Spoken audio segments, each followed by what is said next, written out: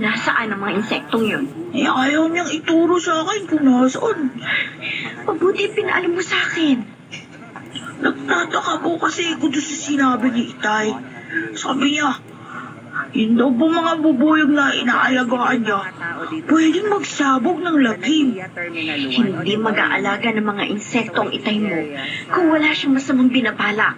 Pero Nay, paano po makakapagsabog ng lagim yung mga bubuyog? Huwag kang maniwala sa itay mo. Yan po yung gusto kong malaman. Kaya nga nagtatanong ko sa inyo.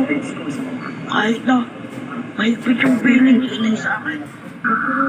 Sabi kahit kanina na meron siyang alam ng mga insekto. Kasi hindi po siya sinasabi sa akin kung paano magsasabog ng lagim. Ang mga hindi nila dapat alaman. Sorry.